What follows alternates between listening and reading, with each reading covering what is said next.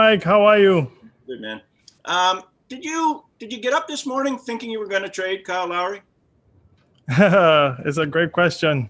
Honestly, we didn't know which way it was going to go because we've really talked about looking at this team in every direction that it could go, and we came to a point where we were comfortable with any direction that it went.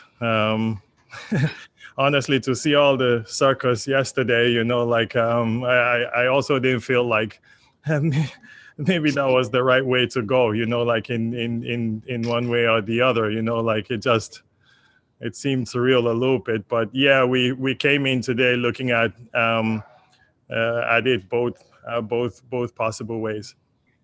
And now that he's back, what are your long-term plans for him, or do they go beyond the end of this season? Well, we'll talk about them. I think we'll talk about them when the time comes at the end of the season. But I think we all know the respect, and I think the sentiment about Kyle and this on this ball club and what he's done for not only the city, the team, the country, the league. I think he signifies plenty. That. So I think we will, as we've always said with our team, we will visit that at the end of the season. Got it. All right. Thanks, Masai. Appreciate it. Thank you. Next question goes to Michael Grange. Hey, Masai. Nice to see you. Nice to see you too, man. Yeah. How is your team better today than it was yesterday? And if it's not better today, what have you done that positions you to be better next season or beyond? This season has been up and down. We've been displaced, obviously, and had a slow start, 2-8, and then I think we went 14-6 or something like that, and then 2-11 again. So up and down before the health and safety protocol officer knocked on our door a couple of weeks ago, I should say. Became tough for us. We had climbed all the way back maybe to possible fourth position, and then we find ourselves in this position again.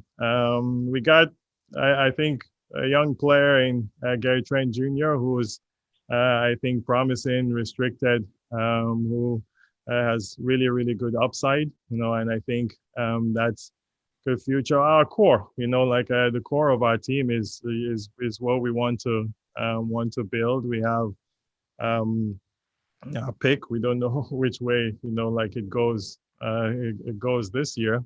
We have to, I think, making our team better, we just have to keep our options open, and our options playing this season, giving it all we have, because I think the guys deserve that. Is it well, it didn't go our way, and we have to go a different direction. I think somewhat the organization would deserve that, and then also have flexibility in the summer. So yeah, there are different ways that I think we could get better.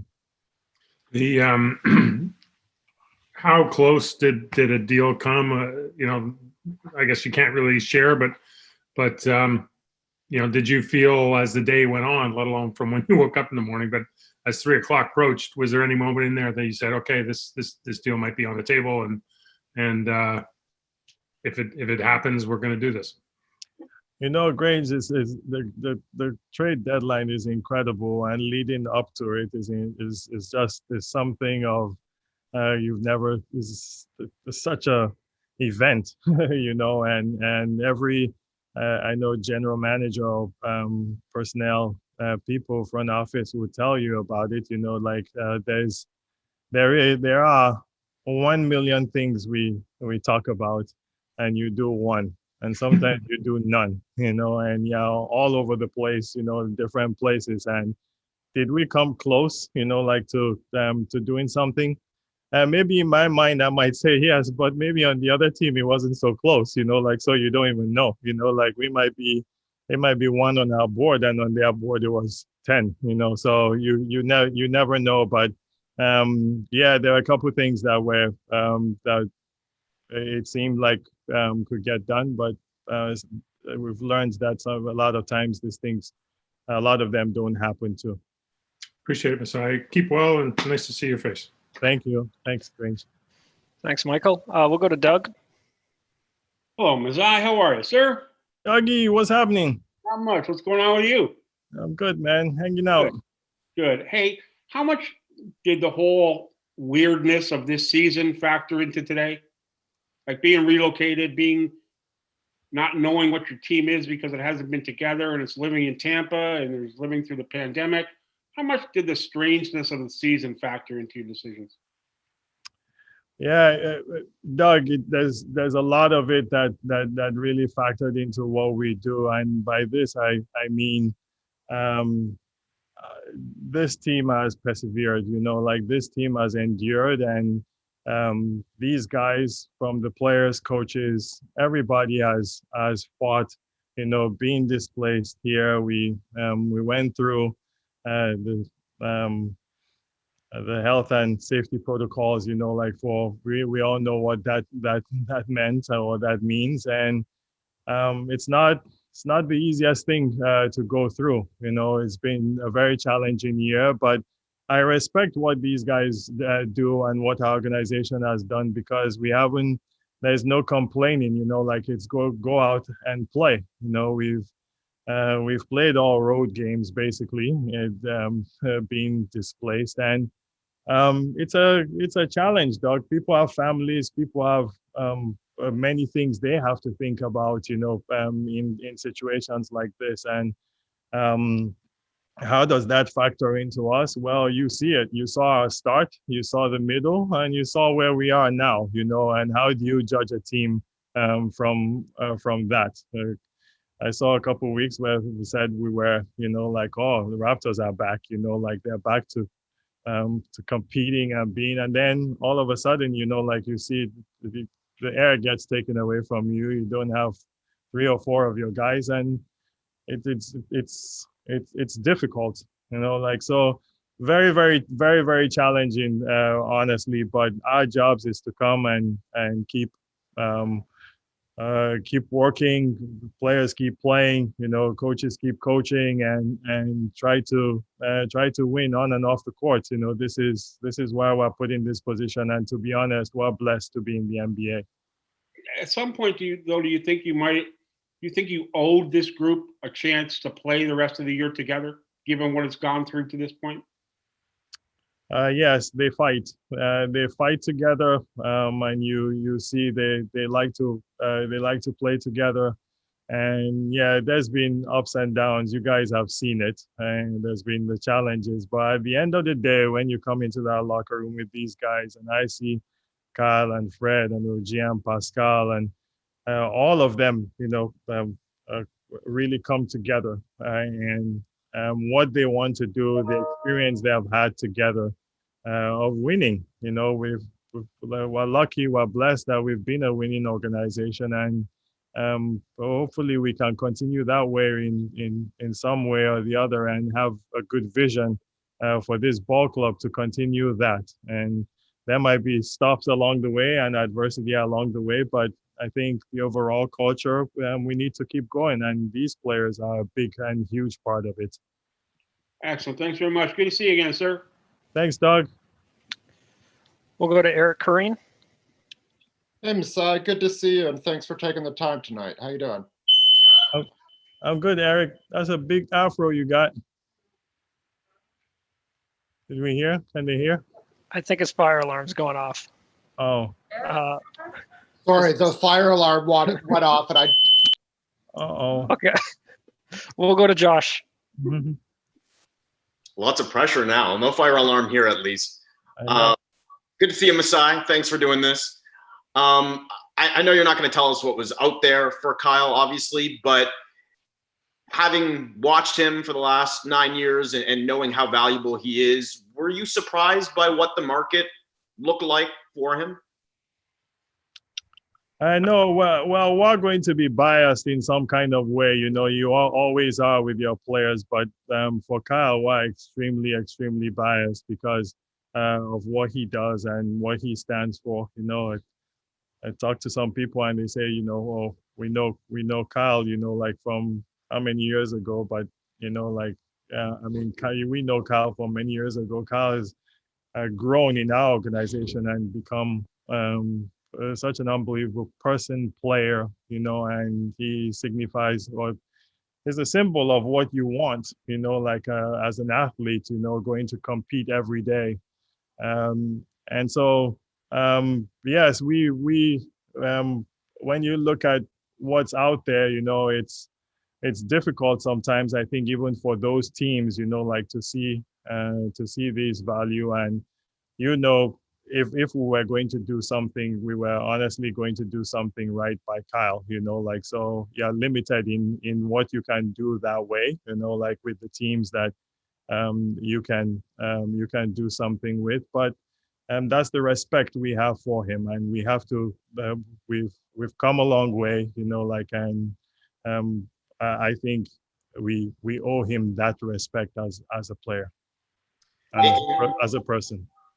In Norm's case, it sounded like there were a lot of teams that expressed interest and understandable given how well he's played this year.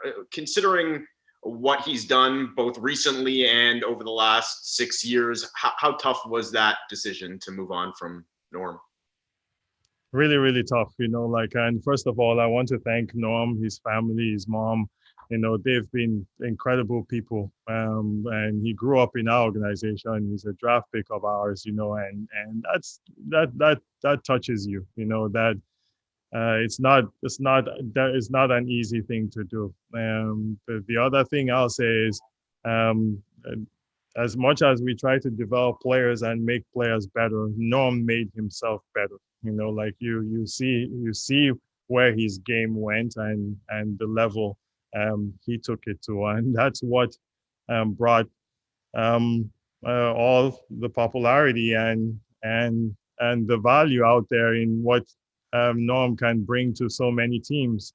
And Portland showed that, and we saw something there that we wanted to bring in a couple players, that could help our ball club and maybe dial back a little bit with a younger player that's restricted, and bring in a veteran player like Rodney Hood, to come and help us with shooting and in the locker room too.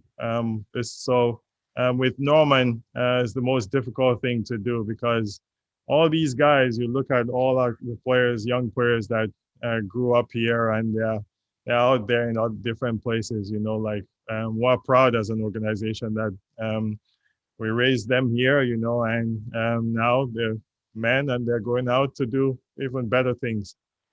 Great. Thanks, Masai. Be well. Thank you. We'll go back to Eric. I think he gave me the thumbs up.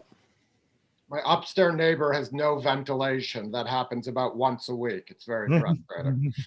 I know you can't speak salaries with Kyle, so you can't do that with us. But I'm just wondering, in general terms, do you see a realistic world in which you guys and Kyle make sense together going forward in this year? Not necessarily a probable world, but do you think that's a possible world? Going forward, you mean I didn't understand. Past this year. Past this year. Oh, past this year.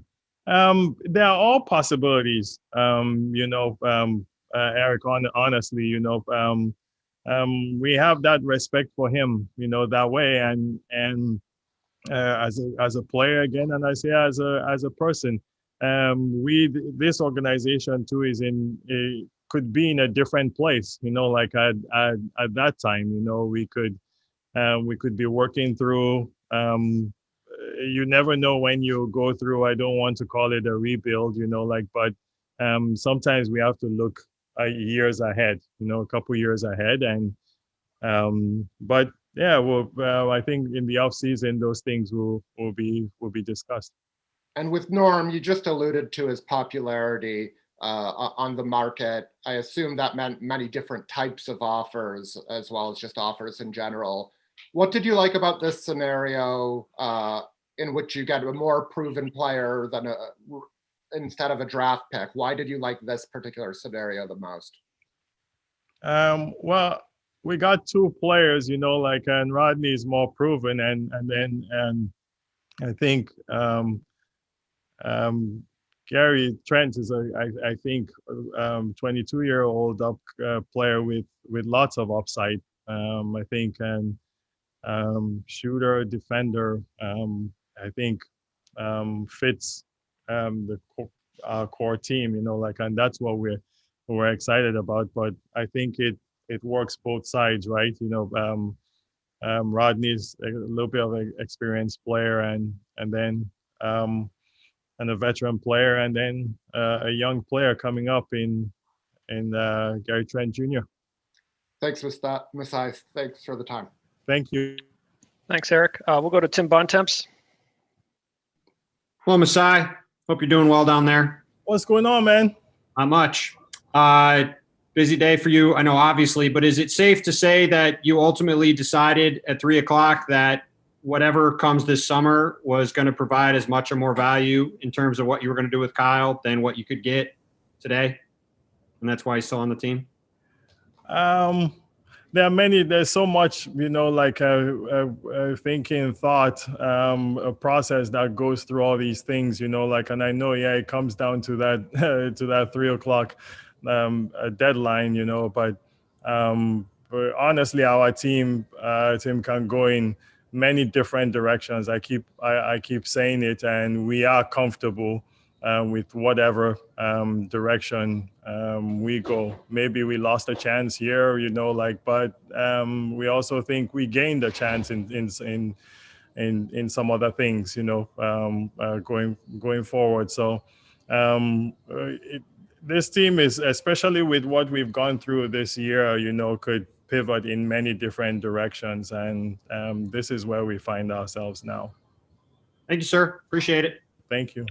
Thanks, Tim. We'll go to C-Rat from Yahoo Sports. Hey, Masai, how's it going? Hi, how are you? I'm good. It's good to see your face. Good to see you too. So I was wondering if there were any moments, obviously there's been a ton of adversity for you guys this year, but any moments that you really feel like Kyle was the one to shepherd you guys through them?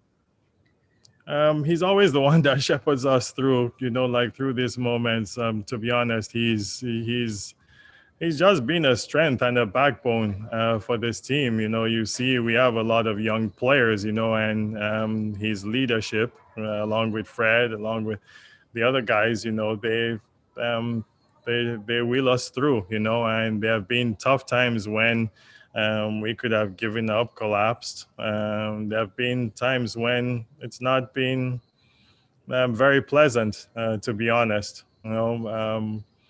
Having guys locked in protocol and not being around, and uncertainty, times even when they should have been relaxing, during All-Star, guys were stuck in rooms, this is not pleasant at all, and it's a hard time for them to go through, but I know everybody is dealing with it around the world and around the league. But we're just talking about our situation and how we deal with it. And he's been a strength for us. And it's not only like with the players, with the staff, with the organization in general. And we appreciate that. Thanks, Masai. Thank you. Thanks, Aaron. We'll go to Steve Simmons. Hi, Masai. So much talk now and today about next season and this summer and what comes next for you. Can you confirm now that beyond this season, you're a Toronto Raptor? How did I know you would be the one to ask this question? Because you don't answer it. That's why Huh? I asked. I don't answer it. I'm gonna answer it right now. Beautiful. Yeah, we'll visit this at the end of the season at some point. It's good. It's good enough answer, isn't it?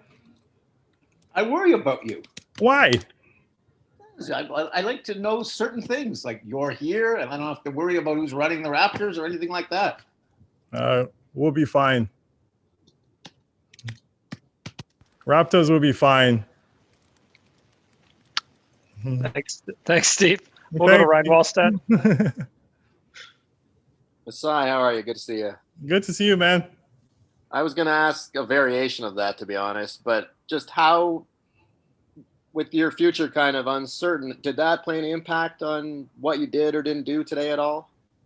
Nah, no impact, nothing. You know, like, hey, this is my job. I'm a Raptor. This is, love this team, love everything about this organization, you know, and we will visit at the end of the season, and I think that's fair on every side. But I've never ever for once thought, you know, going into a day like this, I think about what I'm doing or myself. It's not the way like these things work. It's not the way I was raised. It's not the way I look at things at all. You know, this Raptors. It doesn't matter what happens. Raptors is inside here. Yeah, it's in the blood. This is what we live. This is what we do. You know, and I love doing it. I love it to death. And today, it's part of the spirit. It's part of everything we are. You lose some, you win some. You're going to, you know, gain some sometimes. Sometimes you're going to gain ground. Sometimes you're going to lose ground. But at the end of the day, I know this organization is a winning organization, and it's a winning culture we want to build. Thanks, Masai. Thank you. Thanks, Ryan. We'll go to Gary Washburn from the Boston Globe. Hey, Masai. You just had a title team a couple of years ago, but every general manager, either one lets title teams get old and kind of disintegrate on their own, or they start making moves before that happens. How tough of a decision as a GM is to kind of move pieces from a team that just a couple of years ago won it all, but it's kind of the reality of your job? It is tough. It's very tough. I think you saw it last summer, you know, like you can still see that we feel it even from, you know, pardon me for mentioning players that play for other teams, but Serge or Mark, you know, like they were very dear to us, you know, like, and you see, takes a toll. But as you do that, you know, like you have to figure out like what your growth is and your core is. And to be honest with you, we believe in Fred, we believe in OG, we believe in Pascal, we believe in Boucher. We keep growing with our young players. We feel that it's a core, you know, and that can continue to grow and get better. And hopefully we all get back to some kind of normal life, you know, like soon, and get back to really enjoying like what we do and being who we are, you know, because the whole world has suffered this, you know. And but to your point, it is difficult, but we enjoy our jobs, you know, like, and it is the challenge of the job. And to be honest with you, if it comes with winning and it comes with winning a championship and the challenges after, we'll take it, you know, like, and we'll face that challenge. Thanks, Gary. We've got a few more for you, Masai. We'll start with Stephen from Sportsnet. Hi, Masai. It's good to see your face. How you doing, man? I'm good. I'm good.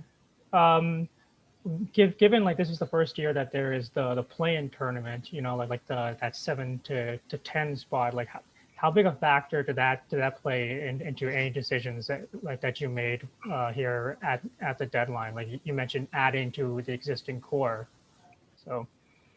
Hey, we believe anytime we step on that court that we can win. Yeah, that's just how we are, and that's how we play, and that's how we want to be, you know, like, so however they diagram that tournament, you know, like we'll try to figure it out if we get there. And if we don't get there, then we'll get down the other side too. We'll play in the other little tournament on the other side.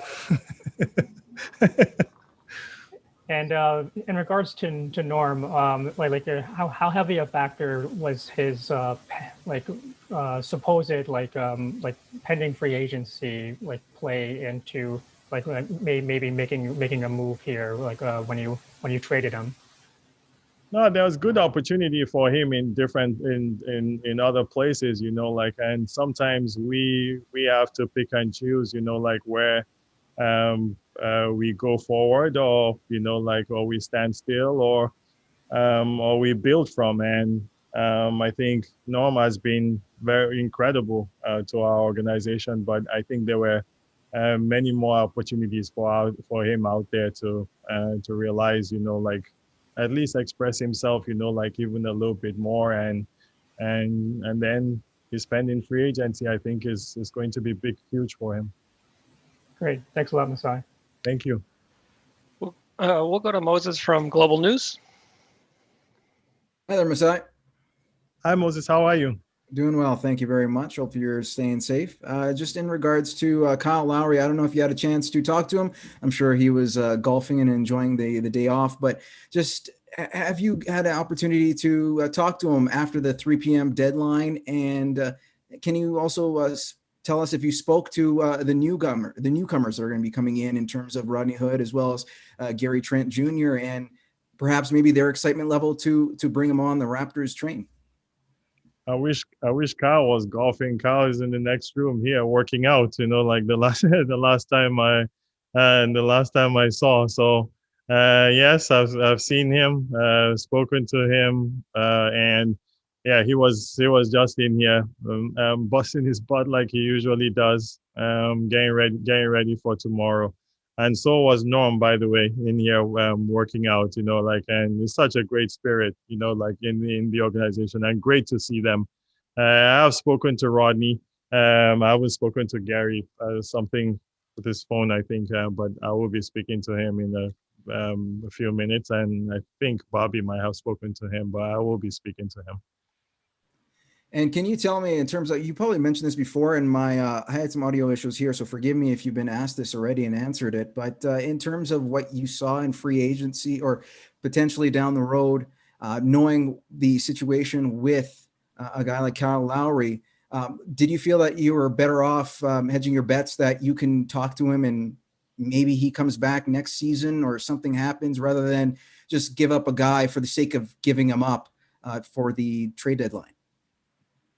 I think there's going to be, I think, good conversations at the end of the season, and we don't know where our team will be at that time, but I am confident that there'll always be conversations, like with Kyle. We respect him that way, and we will assess the whole situation of our team and organization at the time, and we'll see how those where that goes at that point.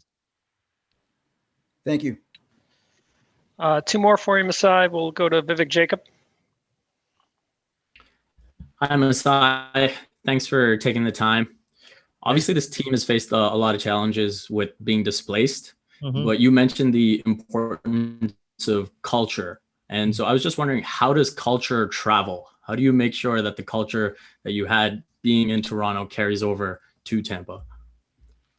Well, I think it starts by, I think, the incredible OVO we have here, like our practice facility that we try to call home here and replicate what we have back home. But even in adversity, I think we have to be who we are, it's who are you as a person, right? And how you treat these guys. We are displaced, and when you come into places like this, you meet different kinds of challenges.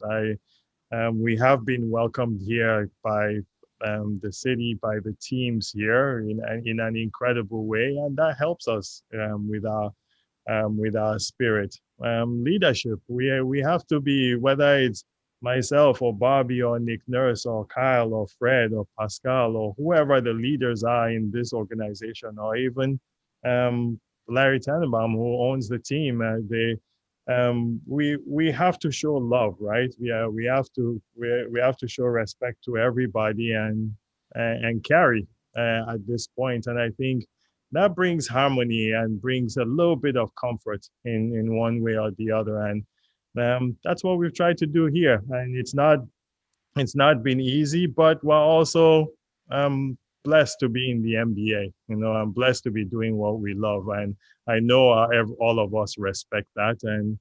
And you know what? This shall come to pass at some point. At some point, this will end, and we'll be back in Toronto, kicking butt again. And lastly, Masai, just you mentioned the belief that you have in this team going into this deadline.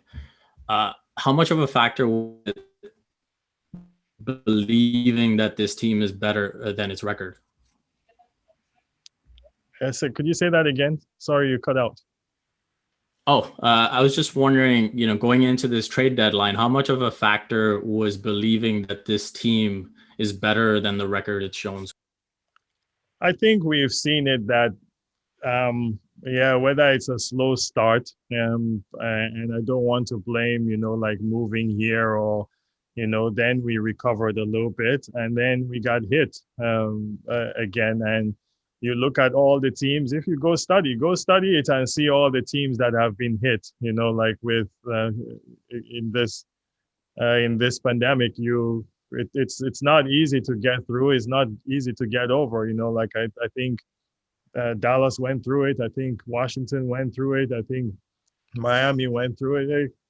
They lost games, and then you try to recover, so it's easy. It's difficult, like to judge your team, because look at the last few games we played, the 9-10 games we lost, like honestly, like everybody looking at it, we played without 4 or 5 of our guys for most of those games. But you look at those games and you're like, that's not the Toronto Raptors, like, it. So I don't know what it is like to go through, like this, and then go through all these things and go play on the court. And these players are giving it their all, not just our players, but all players in the NBA. They are giving it their all, and we respect that. We really do. So yeah, it's been difficult to really assess our team, but we continue to do our best in doing it, and our best is believing in our core players and the players that we have. Thank you, Masai. Take care. Thank you. Thanks, Vivek. Last one for you, Masai, goes to Sam Amick from The Athletic. Hello, Masai. Good to see you, sir. Sam, what's going on? Nothing much, man. You're in way too good a mood for trade deadline day, brother. What can I do, man? I wanted to ask you on the Kyle front, and I know you've talked about that from every angle already, but you talked earlier about your history with him, how you value him, and how that might not necessarily reconcile with other teams that are thinking about adding him. And all that being said, when you get to 3 p.m., I do wonder, were you surprised that nobody came up to your quote unquote price? I mean, some of the teams that were in the mix, and this happens every time, when the deal doesn't go down, then all of a sudden the word is that, oh, well, their price was too high. You know what I mean? But there's so much history with you and Kyle. I do wonder, were you surprised that nobody met you and got something done there? Yeah, like in the heat of the moment, like, yeah, I was surprised, like, because I to be honest, like, I viewed him, like, as somebody that can go and put a stamp on what you're trying to do this year, like, and the teams are selected. I know if he goes to those places, I know what that, I've lived it, I've seen it, like, and especially these teams, they have a couple of those guys, like, so to me, I know what the guy does. I know who he is, and that's the truth, like, so yeah, we're going to be skewed in some kind of way, or I'm biased in many ways with the players we have, and I hope I'm pardoned that if I valued him too much, like, but hey, that's what I believe in today. So we move on from it. 3:00 is done. Everybody go back to your home now and yeah, do what you have to do. Like, yeah, it's done. Right. Thank you, man. Appreciate it. Thank you. Sorry, Masai, we'll go back to one more quick one from C-Rack quickly. Tell me. Appreciate it. You mentioned when you were asked about your future, the confidence with which you said, like, the Raptors will be fine was kind of interesting to me. Like, what is it that gives you so much faith in the organization, regardless of, who's there? That place is incredible. Like, it's incredible, like the ownership, city, that country, everything, it stands for, like I wish it on anybody in this world that can experience it. It's incredible. And anybody that can experience my position, God bless you. Like it's a big blessing, like, so there's nothing else I can say, like about the Toronto Raptors, like it's amazing. Thanks very much, Masai. Thanks, guys. Thank you. Dougie, you can go to bed now. You can go to bed now, Dougie. I got too much work to do, man. You talk for like 30